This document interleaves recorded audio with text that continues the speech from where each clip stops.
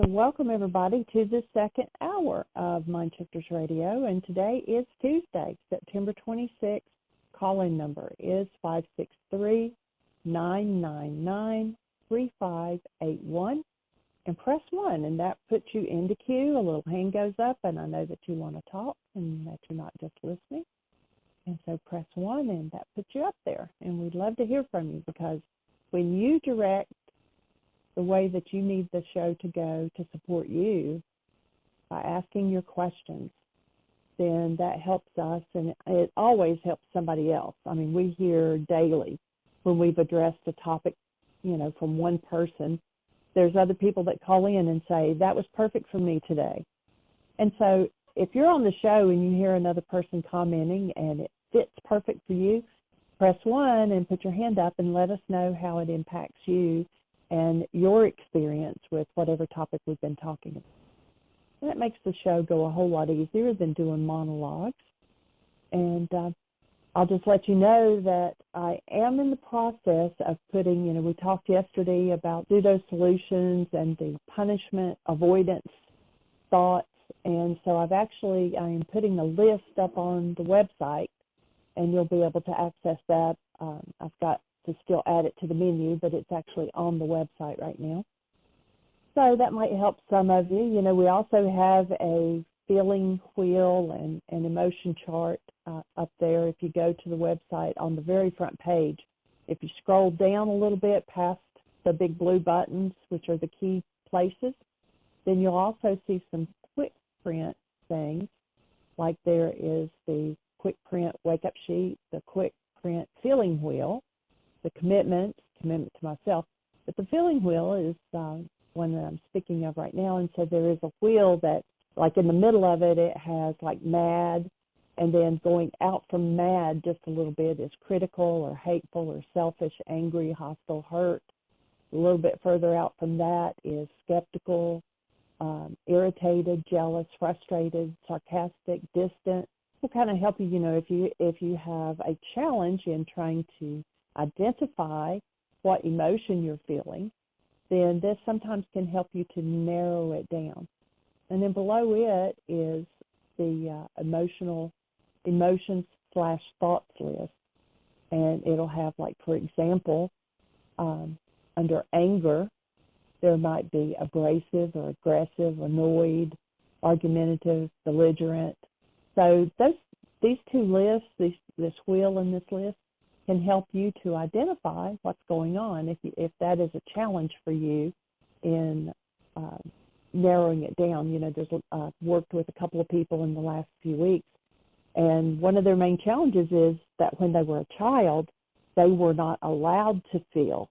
It's like, if you cry, I'll give you something to cry about. If you're angry, they threaten to whip you for being angry, and just different things like that. And so it gets embedded that I'm not allowed to feel. I'm not allowed to express what's going inside of me. And a good example the other day, Aria didn't want to go to school because her mom and dad both were off. But she was only going to have to go a half a day, and then they had some plans to do together for the afternoon. But she did not want to go to school. And Ryan, my son, was telling her, you have to go, and we'll pick you up early. And, and she got mad, or her madness came up. She stuck out her tongue at him and took off running to go into the bathroom and slammed the door. Now, she's only 5, and this is already being triggered. And so he was going after her, and he put his hand out to stop the bathroom door from closing shut. And when it hit his hand, it bounced back, and the doorknob hit her in the mouth. And so she was telling us then when she came over that afternoon, and she showed us her lip, and we were like, well, what happened? And she goes, I was so full of emotions and didn't know what to do. And, so gave Michael an opportunity to talk with her about emotions, and that, you can identify them, you can cancel the goal, and instead of letting the emotion take over, that, you could deal with it. And Michael's joined us now, so I don't know if you have something else you want to add to that with your conversation with Aria. But no, just that we're so blessed to have her and her willingness. And we're blessed to have this audience. One of the things, excuse me, go ahead, Sweet. I was just going to say, and that she's, learning the terminology, just to be able to say I was full of emotions, and that comes from working with her with the emotional chart. She'll come over and we have her, even in her gratitude book, it's like identify what you're feeling today. And so, we encourage her to acknowledge her feelings, and then if it's something that's less than love, to be able to let it go and to get back to being love. Well, why are we here, Jeanie? To be love. She knows it, and she teaches it to us. So we're so blessed to have her to keep guiding us, and we're blessed.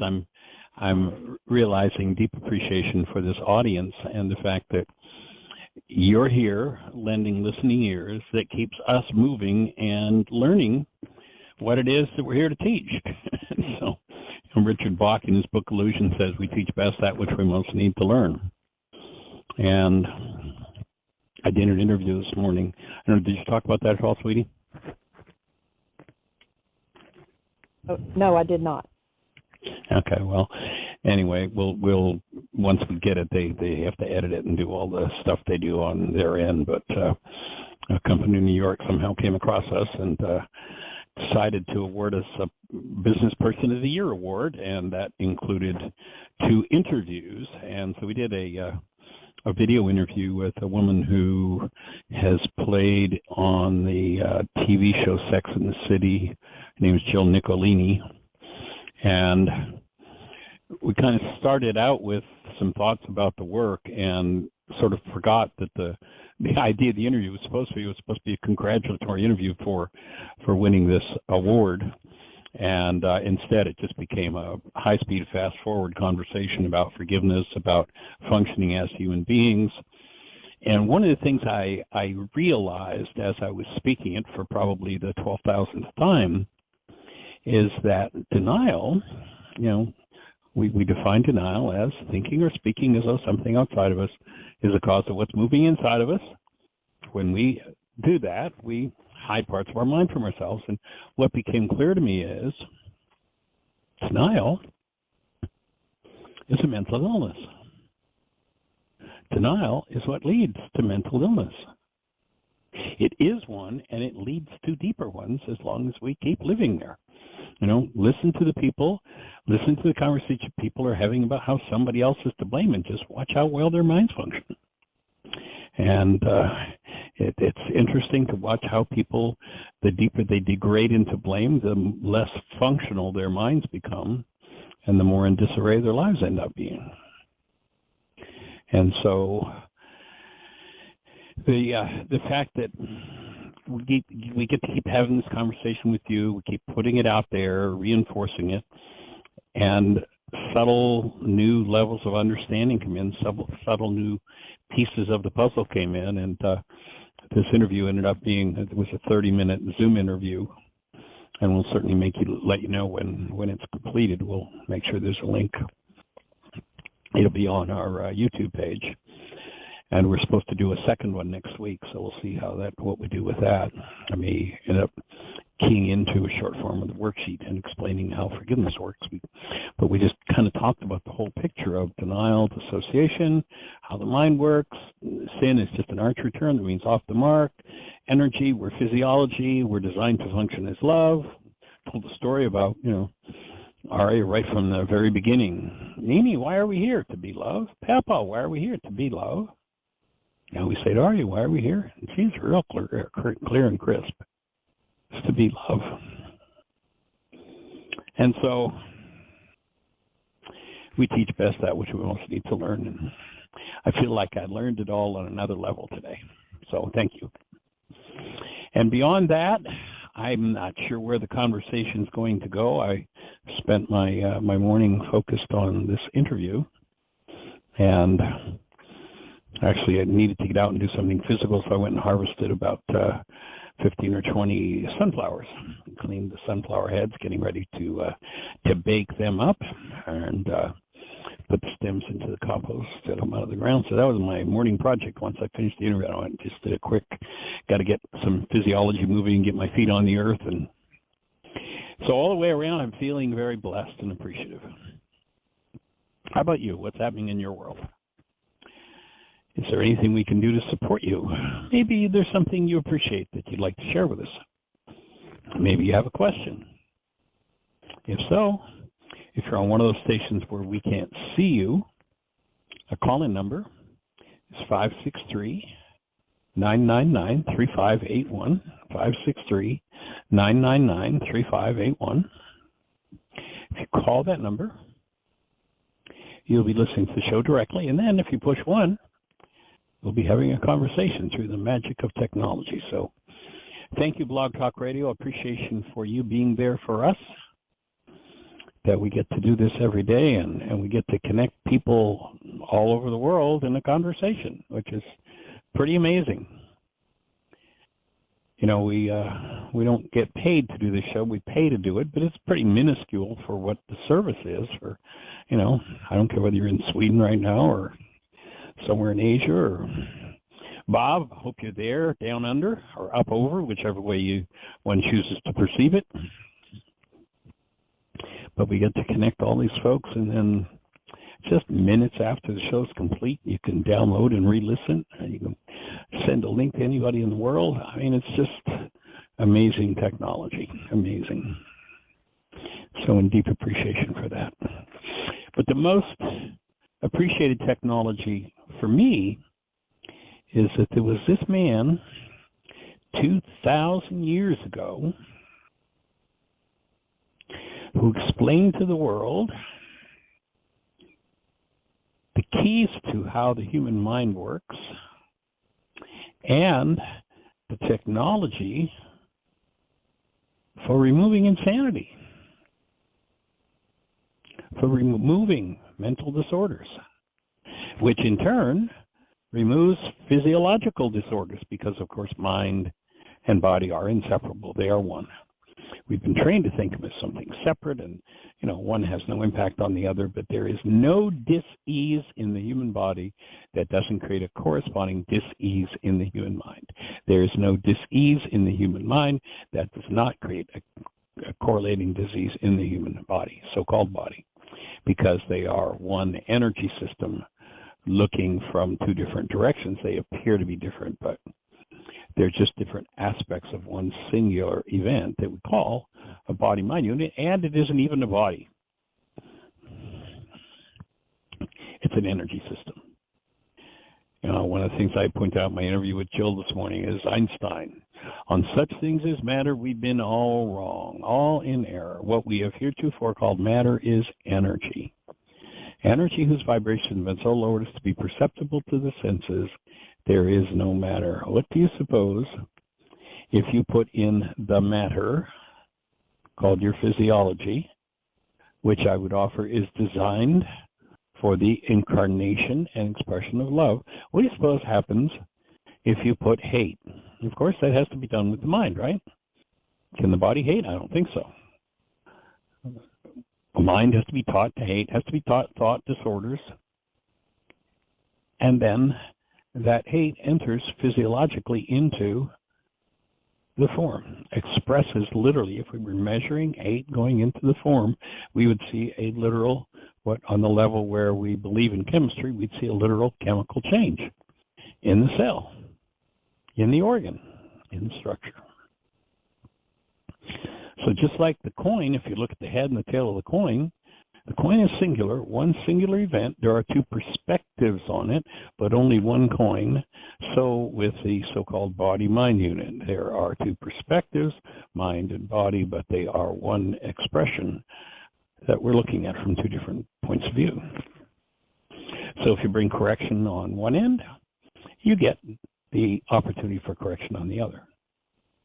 That's why we're doing holistic teaching, understanding holy. Holy, not being down on your hands and knees, or down on your knees with your hands folded, but rather whole. Change your dietary regimen, you change your mind. Change your mind, it's easier to change your dietary regimen. Start doing all of the things, and one of the things I talk about in the when we're starting out an intensive at Heartland, or if it's an intensive on Zoom, is that if you have one disease habit and it's a monster, it's a big one, and you try to change that one disease habit, tendency will be, if if it's way over on the right on the pendulum and you swing it all the way back to the left, it's not going to be long before it's swinging back to the right again. But if you start looking at all of the factors that go into making you vital enough to be able to access what needs to be healed and develop the understanding and the use of the tools for healing, then each factor, just a little shift in each place. The shift might be as simple as, I heard there are only 2 oils that you really want to be putting in your body. Olive oil, if you're going to use something in that regard, and if you're going to do things like heat it in a pan, then you want a high temperature oil like coconut oil. All of those vegetables, go look at all the chips, all the popcorn, all the stuff that comes in a bag has got oil, and what you'll see is most of it, first of all, is chemicalized and genetically modified. Corn oil and canola oil and sesame oil and safflower oil, there are no healthy oils. All of those oils are destructive to the human form when they are isolated out from the food that they're a part of. Sunflower oil. I just harvested some sunflower seeds. We're going to get to eat lots of sunflower oil, but it's going to be part of a sunflower seed. It's not going to be an oil separated out, probably gone rancid, or has to be filled with preservatives in order for it not to go rancid.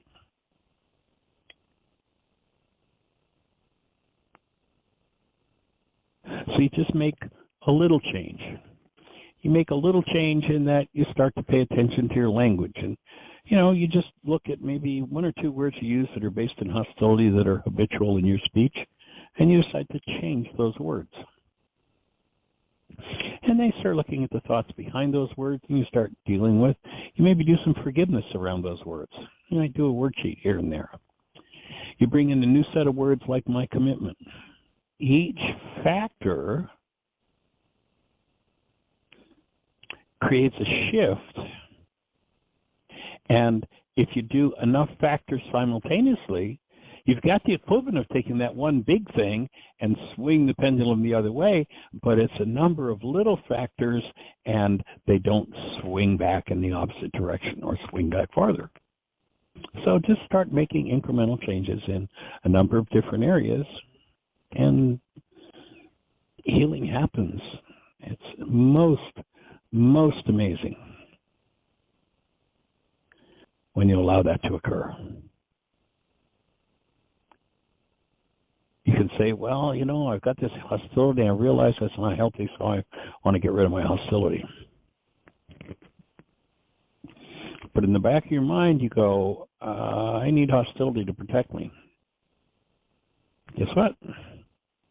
You're never going to be alleviated of your hostility as long as you have a use for it. So you have to come to a point where you make a choice to say, okay, hostility is useless. Great lesson, one of the earliest lessons in Course in Miracles. In my defenselessness, my power and safety lie. See, if I set up a defense is a reflection of attack thoughts. If I have attack thoughts, then I set up the frequency of attack. When I set up the frequency of defense, I set up a resonance to draw attack. When I forgive offense, when I forgive defense, then attack has nothing to latch onto. It has nothing that attracts it to me anymore. So when I begin to forgive as to my attack, well, there are certain people, Michael, that just deserve it. Well, you know something? I've been watching what some people are doing, and boy, you're right. They deserve it big time. But the question isn't, do they deserve it? The question is, do you deserve it? Because if you engage in it, you got the original. They just get a carbon copy. And they may not be home for delivery. And that original is coming right back at you. So before you start dishing something out, which has to go in and through you to get out, ask yourself the question, do I deserve this? If I don't deserve this, then I don't do it. To anybody.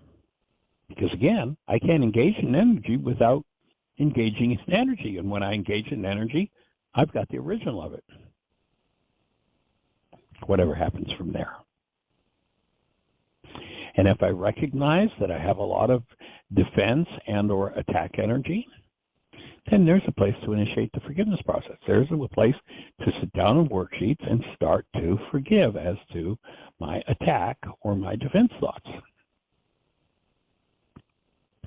If you don't know about the forgiveness process or how it works, we invite you to go to our website, whyagain.org. Upper left-hand corner of the page, right up the very tippy top. Start here.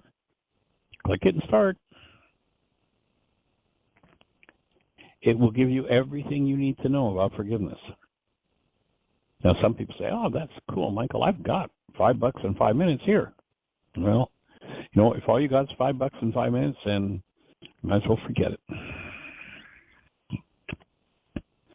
Because what you're doing is you're committing yourself to change the direction of generational lifetimes of engaging in disease energy. It's not just yourself that you're dealing with. You're dealing with the patterns of the generation. You go back to the ancient Arabic, they said, look to the lives of the fathers, for ours are but a shadow. The whole thing's already laid out. Does that mean it's a done deal? No, it's just laid out. I mean, you can change the layout anytime you want if you develop choice, but if you don't know there's a difference between decisions and choice, then your mind is going to make all kinds of decisions, and the decisions are going to be made based on the lives of the fathers, and you'll think your decisions are choices because nobody taught you there's a difference. You know, the simplest, one of the things I shared with Jill Nicolini this morning was, you know, imagine I get behind the wheel of a car. I don't know where the brake is. I don't know where the gas is. I don't know where the steering wheel is. I don't know where the gear shift is, but I'm going to drive the car. Well, good luck in successfully driving the car. Probably going to be a rough ride. Did anybody tell you there was a thing, a filter in your mind called Rocknet? Who told you that? Did anybody explain to you that stored in your structure is every thought, every feeling, every reality, and especially every energy that's off the mark from every one of your generations? Did anybody tell you that and how to get rid of it? Well, if they didn't, then you're probably scratching your head going, why is this happening to me again? You know something? There's a book about that. And the book's free. Go to our website. Again, go to whyagain.org. There's a picture of the book, Why Is This Happening to Me Again? Right on the home page. Click on it, drill down, download it in whatever of the, I think there's something like 14 different languages now. It's free. I can't sell you a new book because it's out of print. You can go to Amazon and eBay, and there are usually books available there that you can buy pretty cheaply. If you feel like, you know, you like the feel of a book in your hands. But go grab it from the internet. Start reading. Your self-forgiveness works. And again, if you're not engaged in the forgiveness process, then go to your app store on your phone. In the words Heartland, one word, Heartland, Aramaic, A-R-A-M-A-I-C, forgiveness. You get that about half typed in, you'll see a little red heart that comes up, glowing heart. There it is. Click on it, download it. I think it's probably the most private app available for a cell phone. I've never seen one that doesn't have permission after permission after permission after permission. We only have one. That is permission to use the internet. I have an internet connection to operate. But other than that, no permissions required. You can do the forgiveness process.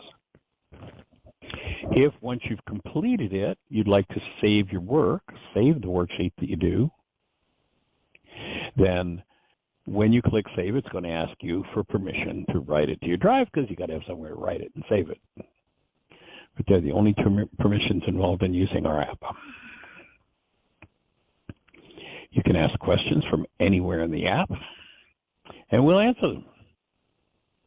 You know, when you go to a page, if you're on step 3 of the worksheet, and there's something you don't understand, well, just click button. Hey, explain what this means in step 3. Hit send. Jeanie will get the email. She'll read it to us on the show. And we'll answer the question. And then we'll send an email back to you with a link to this show. And you'll have your answers.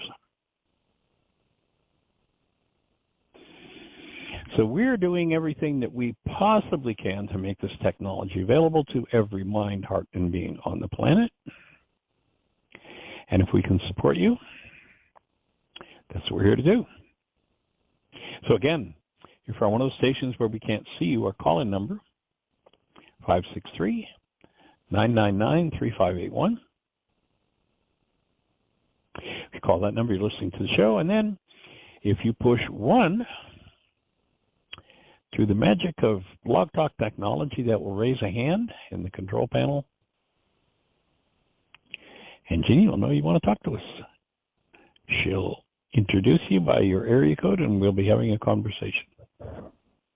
And we have a hand up. So, Miss Jeanie, did you say we've got a hand up?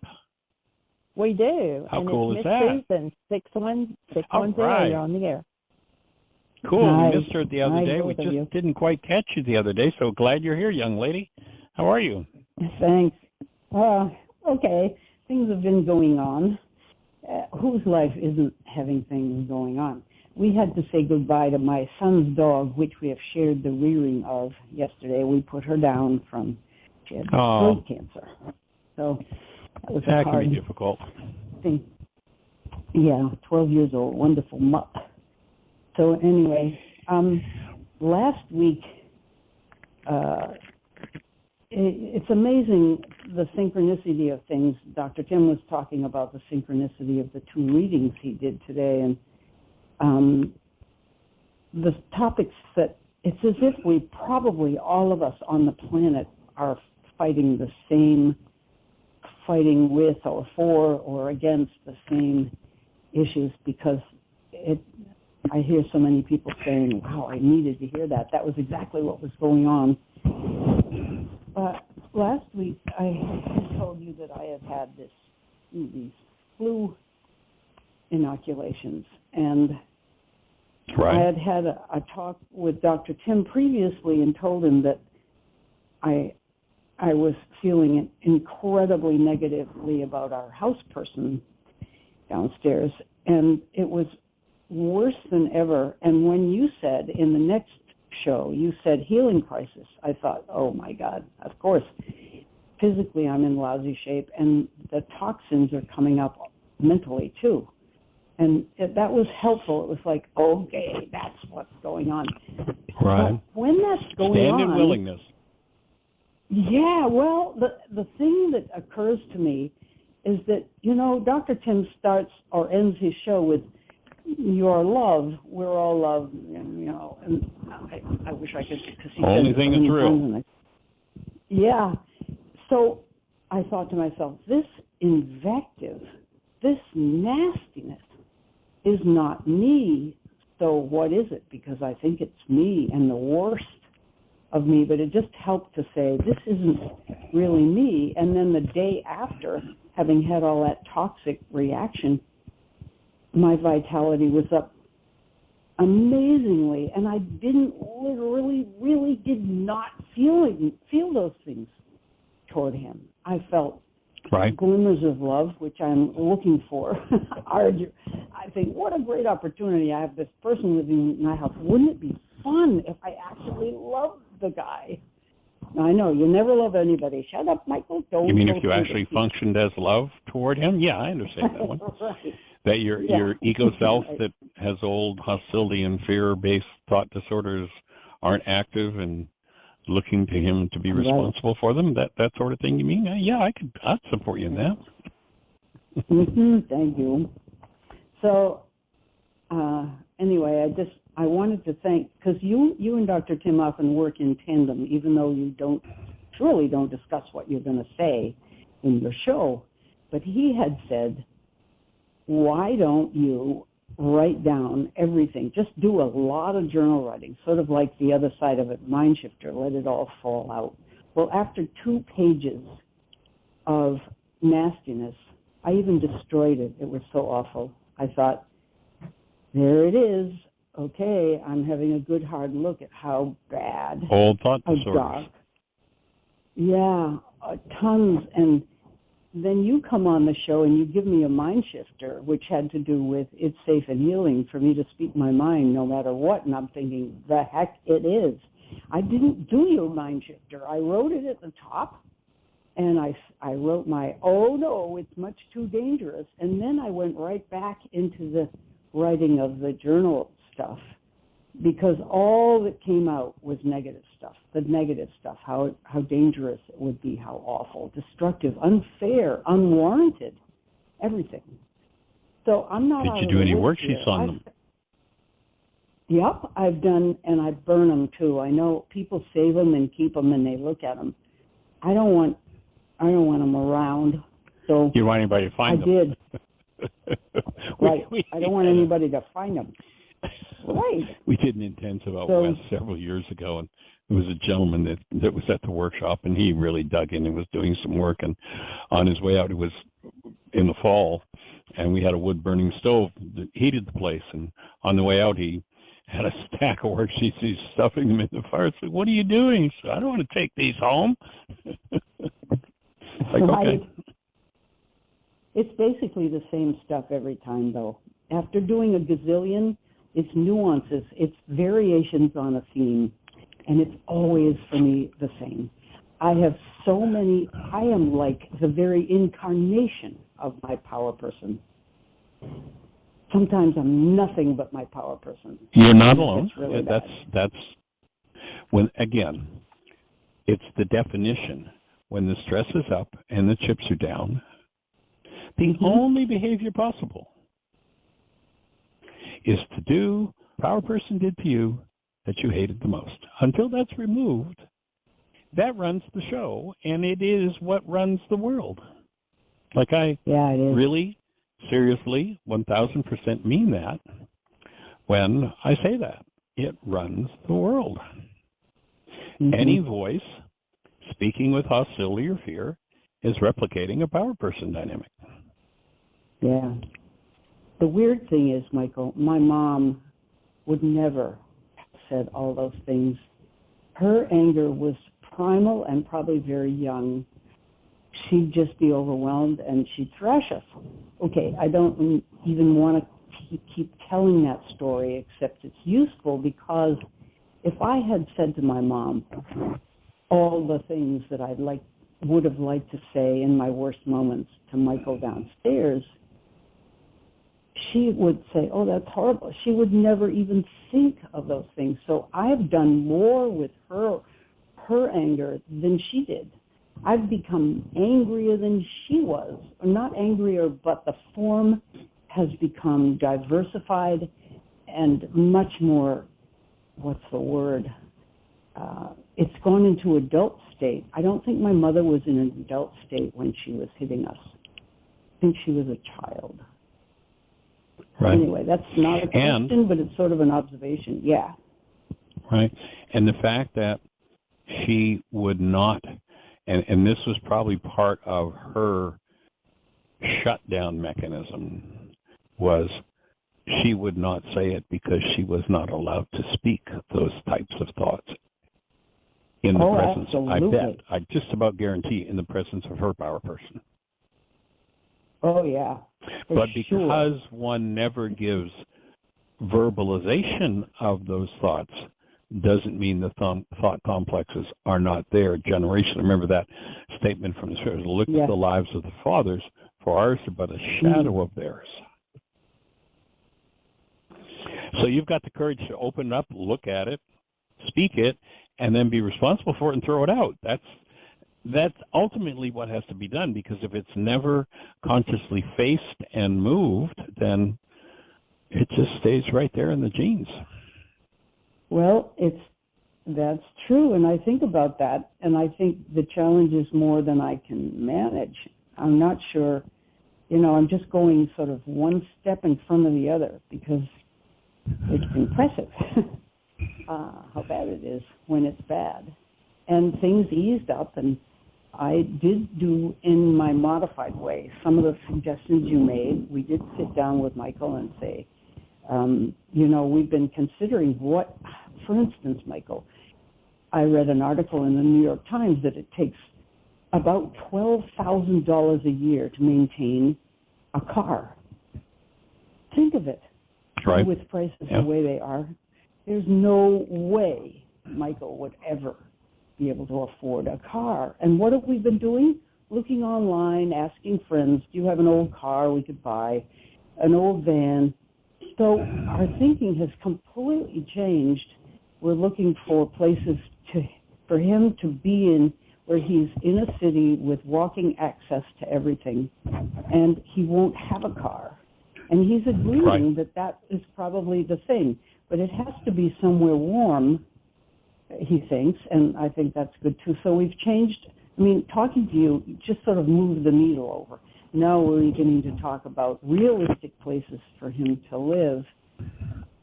But it's so hard because he has such anxiety and PTSD that when we bring it up, he starts crying and shaking. We can't even really talk to him about it. So, and there's no way he's going to do stuff about it.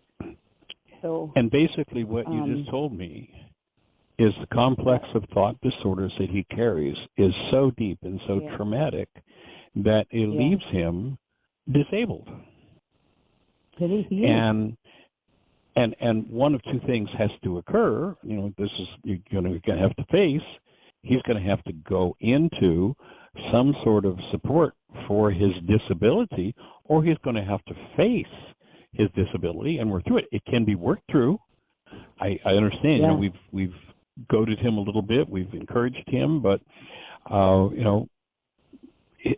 are only two options. It is a mental disability that, if it comes to, when this starts to enter the conversation, he's shaking and crying, it's now a physical disability. Yeah. And so it sounds to me like the conversation is going to have to include, so you're going to have to end up somewhere where you have support for your mental, emotional, and physical disabilities. Mm-hmm. And, it's certainly, I would suspect, more than what you and Tim can do, or would reasonably do or want to do. And so that's where, the other day when I said, so start looking there are services for people who are in that place to support them, to assist them. And, whether it's state or local or, and sadly there are factions in the culture that want to eradicate all support for people in that posture. It's a very old story. Who is your brother's keeper? Who is my brother? The Good Samaritan story. Mm-hmm. And that conversation's been going on for thousands of years, and unfortunately there's a very strong faction politically in our culture that wants to eradicate any form of support. And there's a strong faction in our culture that says, we need to be human. We need to be humane here. Mm-hmm. Yeah. So it's definitely a challenge. I'm here. Yeah. Oh, good. Somebody's trying to call me, and I'm ignoring it. But you know how the iPhone is. Things that beep and things. Yeah. Well, we do have some names. I've talked to my daughter. She's involved in the Center City affordable housing scene down in Jacksonville, and I'm going to get more aggressive about making some calls. And it's true that Michael has been a tremendous teacher. I'm just sick of being his student. I'd like to retire. graduate or something, but I'm not graduating. It's reasonable. It's reasonable for him to be accountable. And since he's not mentally capable of being accountable, then it's reasonable for him to find, and if you're going to support him, for you to assist him in finding a place where there are people who have the resources and the purpose of doing that for someone. And I think it's awesome that you've got your daughter in Jacksonville, a nice warm place, sunny place where if he can get down there and have some of the kinds of services that people in that posture need. I think it's awesome. Yeah. Well, we're working on it, and that's the practical end, and it does help to have those things. But just to say, all the little times, big times, I've called the show, and, you've always nudged me ahead by an increment at least, like calling it a healing crisis is just great. So, thanks. I really don't have any more to say, except I'm just... simply being able to embrace our own foibles, allowing it to come up and allowing to be yourself, to stay connected to love while doing it. That's where the healing happens. And sadly, it's not a common thing in our culture.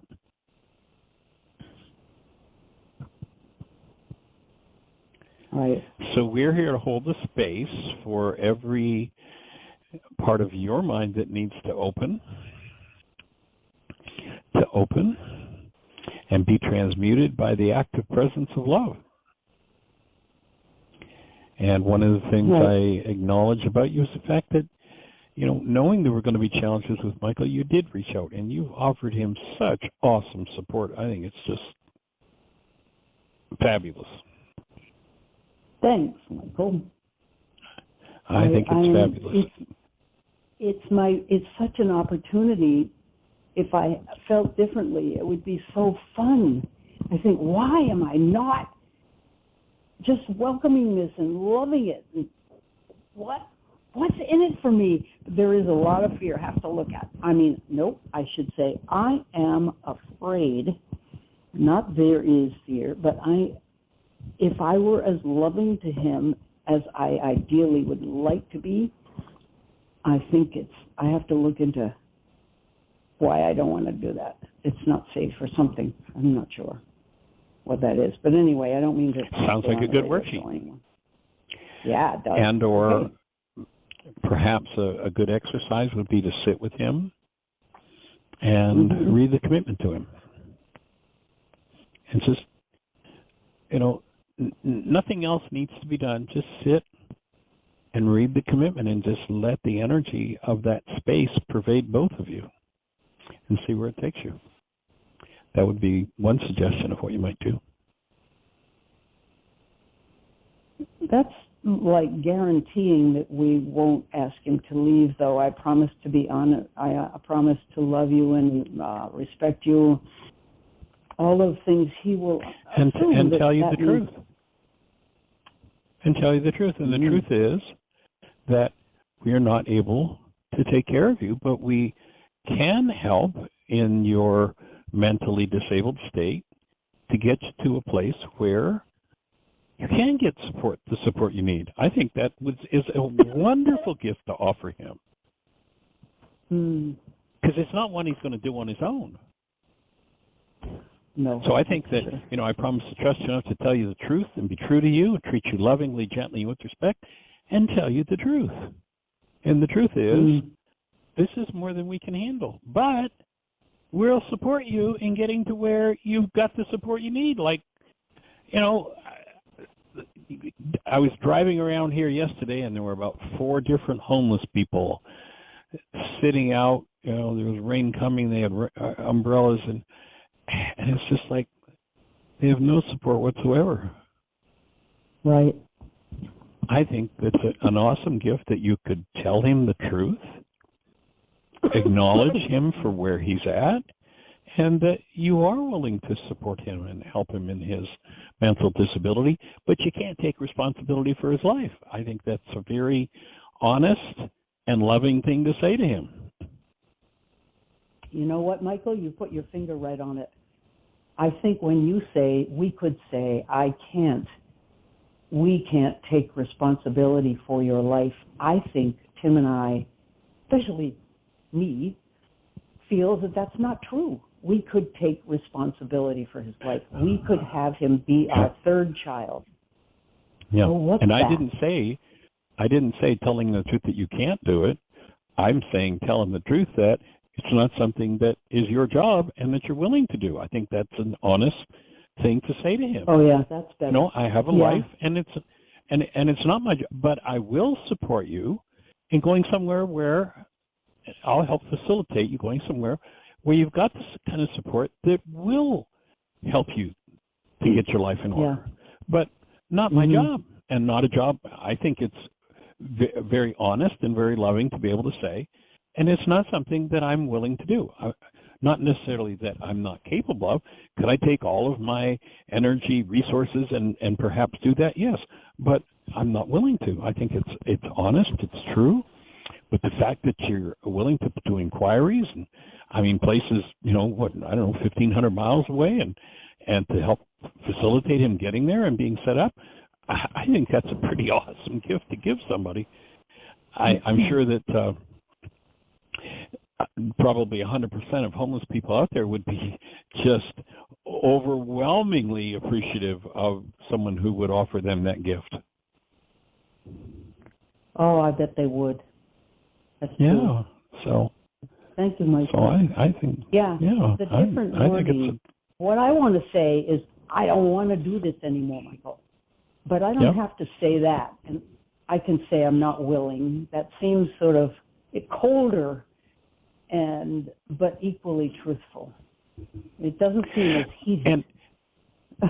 And you can say what you're willing to do. What I'm willing to do is I'm willing to support you getting somewhere where there's the kind of support for your mental, emotional, and physical disability that you need. Yeah.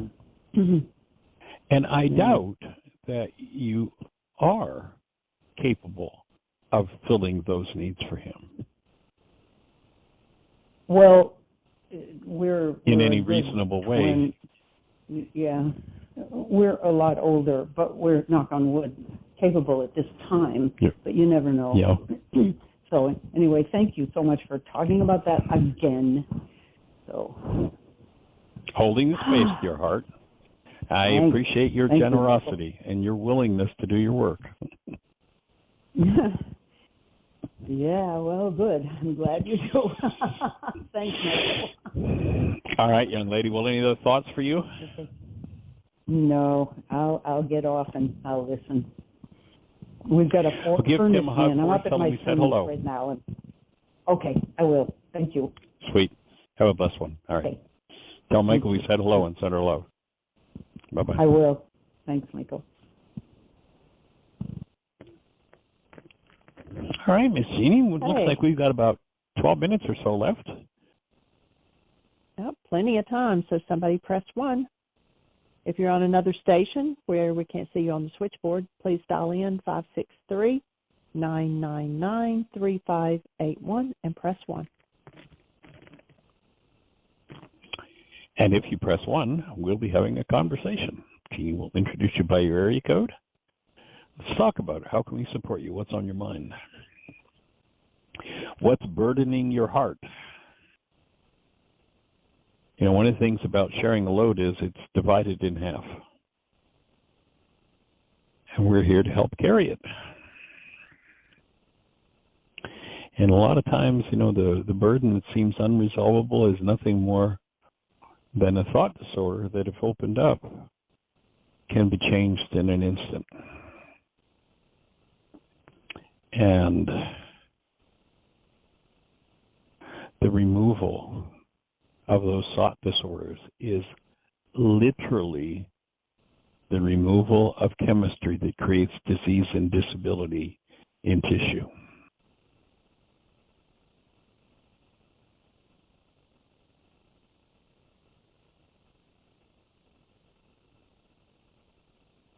So how can we support you? What's on your mind? What's going on in your world? And we're getting ready this afternoon to go and dig in about, I don't know, if we're going to do all the bulbs of another 100 native species bulbs for the new part of our native species garden. So if anybody wants to come help, come on. And we have a book club coming up Thursday. Oh, yeah.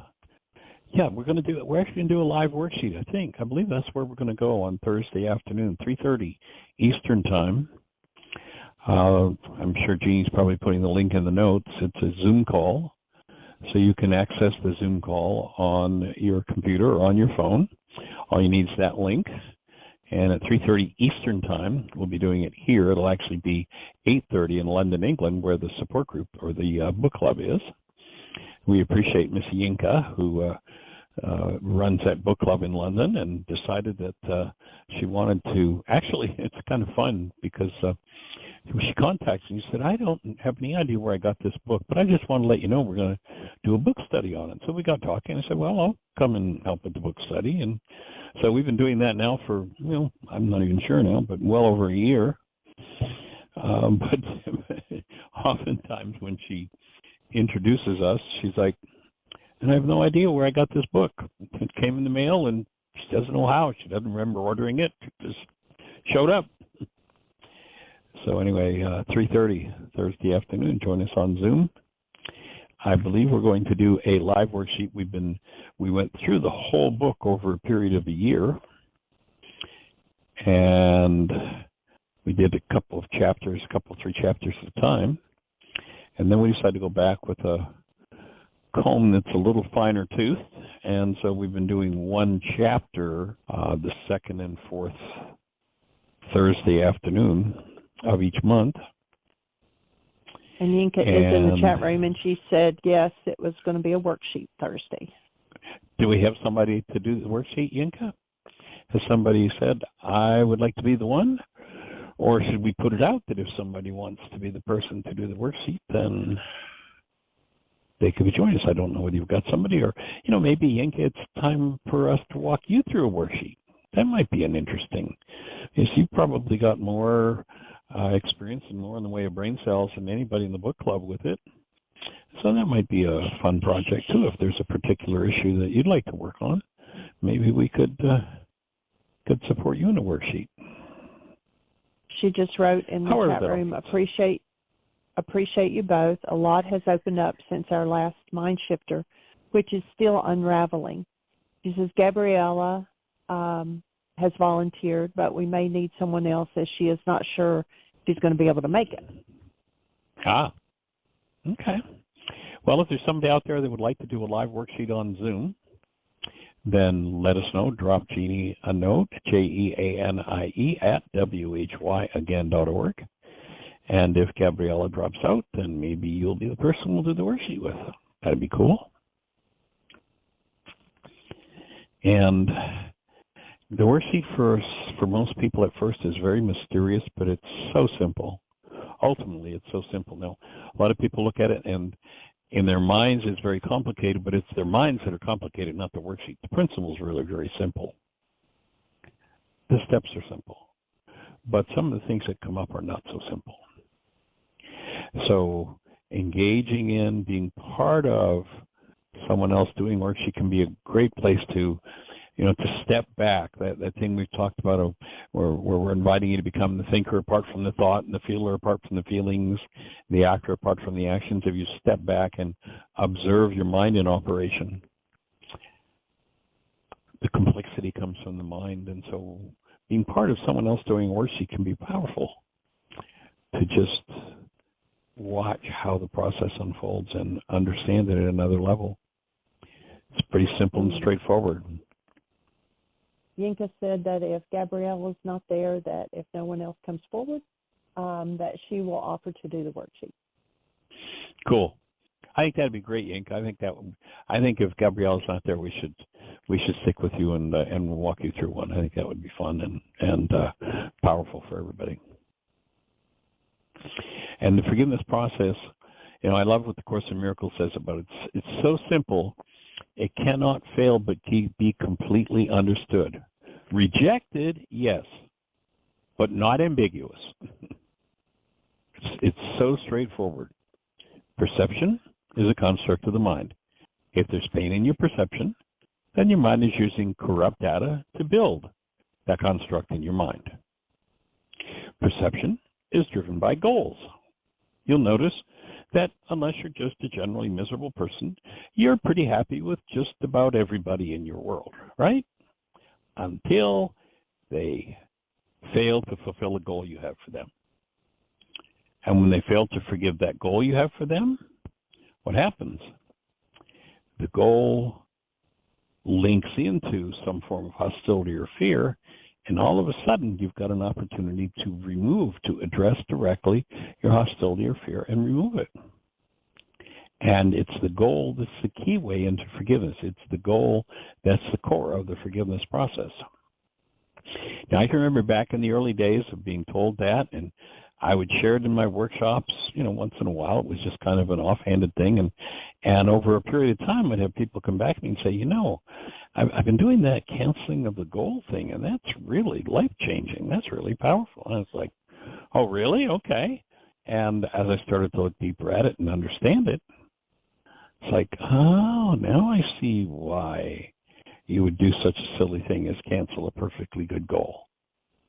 Because if your perception is pained and you can collapse that perception, you can access the underlying root of the pain directly in the presence of love. And when you do that, the pain begins its dissolution. It's the key to freedom. Actually, I shouldn't say freedom, I should say liberty. There is no freedom. Everybody wants freedom, but you'll notice that bell, it's not the freedom bell, it's the liberty bell. Why? Because there is no freedom. Every action creates an equal and opposite reaction. In other words, there's going to be something that results from every action that you take. People want freedom. They want to be free from the reaction. Well, it doesn't happen.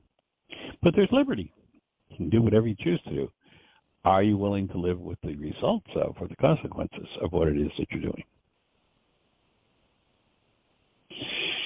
And are you aware that there's an unconscious part of your mind that is going to be involved in creating some of those results that you say you don't like, and that you're the one who's creating them, and that's why you're living in the why is this happening to me again experience?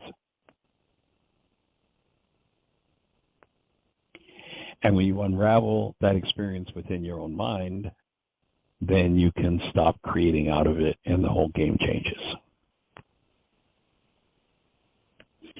So we're here to support people changing their game and entering into the creative process as conscious human beings, and human beings are made of the stuff called love. Creating your life consciously. There's actually a whole workshop we do called On Creating Consciously. That's about getting out of the unconscious type of creative process that was called in the ancient teachings living in the desert, and moving into a conscious creative process, which in the ancient teachings was called living in the promised land. The promised land's not about, someplace all filled with milk and honey. It's just that we could be creating our lives without having to face the unconscious consequences of our creative process. And what forgiveness does is it gives us access to our own unconscious dynamics. At which point, if you decide you'd like to change it, you can change it. If it's unconscious, then it's not changeable because there's no access to it. You've got to access it first. The only way, through it is through it. And so we're here to take that understanding out on a global scale and make it available to every mind, heart, and being on the planet. We're glad you're part of the process. Share it, pass it on. Appreciate you joining us, and create the best year yet of your eternal life. It's an awesome gift to give the world, and blessings.